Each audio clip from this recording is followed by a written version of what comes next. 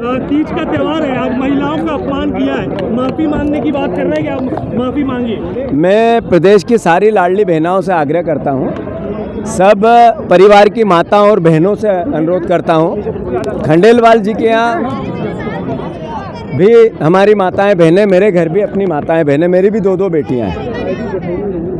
मैं मानता हूं कि जब हमारे परिवार का कोई व्यक्ति घर में नशा करके आता है तो माताओं बहनों को बहुत दर्द होता है, उनकी पत्नियों को होता है, उनके माँ बाप को होता है, खून के आंसू रोते हैं। भारत सरकार की सारी एजेंसियां ये कहती है कि मध्य प्रदेश सबसे ज़्यादा शराब बिक्री का खपत का केंद्र बन गया है, तो क्या विपक्ष ये बात नहीं उठाए कि ये शराब की इतनी बड़ी तादाद में बिक्री हो रही है तो मध्य प्रदेश के युवा इससे एक तरह से नशे में लिप्त हो रहे हैं, तो इसके सुधार होने चाहिए।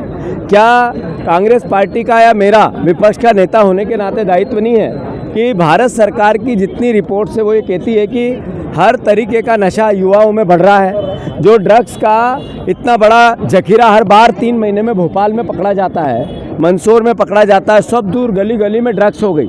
वित्त मंत्री के साथ ड्रग्स के जितने व्यापारी उनके फोटो आते हैं, तो ये बात हम नहीं उठाएं इस बात को कि ड्रग्स के जितने कारोबारी है उनका प्रहलाद पटेल के साथ क्यों फोटो आता है। हम नहीं उठाएं इस बात को कि ड्रग्स के जितने अवैध कारोबारी उसका विश्वास सारंग के साथ क्यों फोटो आता है।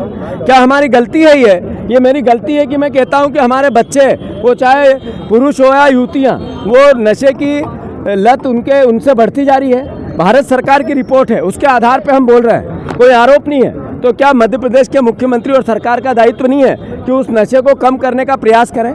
ये मैंने गलती की कोई?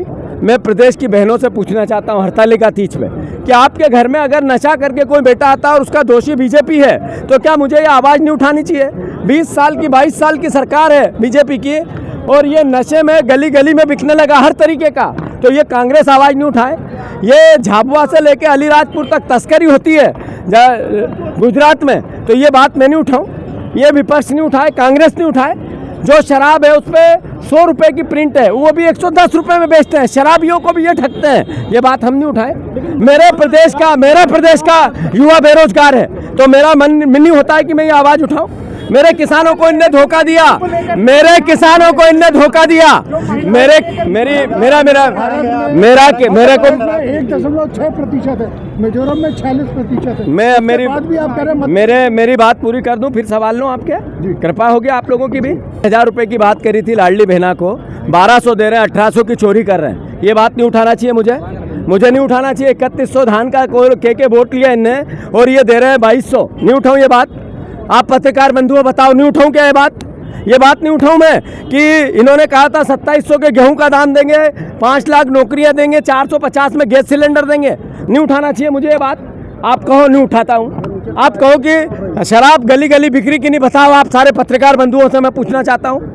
जबलपुर की गलियों में अवैध नशा जो कोकीन और ड्रग्स का बिक रहा है कि नहीं, बताओ आप, आपसे पूछना चाहता हूं। मोहन यादव जी चलो मेरे साथ, अगर आप मीडिया मैनेजमेंट करके मेरे पे आरोप प्रत्यारोप लगाना चाहते हैं, आपकी महिला मोर्चा के माध्यम से मेरे छवि को खराब करने की कोशिश करना चाहते हैं, यहाँ नशा बिक रहा है, नशा बढ़ रहा है, शराब की बिक्री बढ़ रही है, हमारे युवा ज़्यादा शराब पी रहे हैं, ये नरेंद्र मोदी की रिपोर्ट है। ये नरेंद्र मोदी की रिपोर्ट के बाद मैं आवाज़ नहीं उठाऊं? ये बात मैं गलती कर रहा हूं? आदरणीय मोहन यादव जी एक कदम भी पीछे नहीं हटेंगे।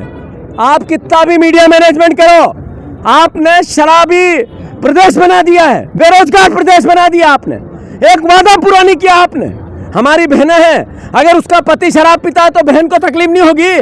हमारे इंदौर में और मल्टी शहरों में जो छोटी बच्चियां 18 साल से नीचे की, वहाँ जरा देखो पबों में जाके क्या हो रहा है, और मुझे कह रहे हो कि आप आवाज मत उठाओ, 100 बार उठाएंगे।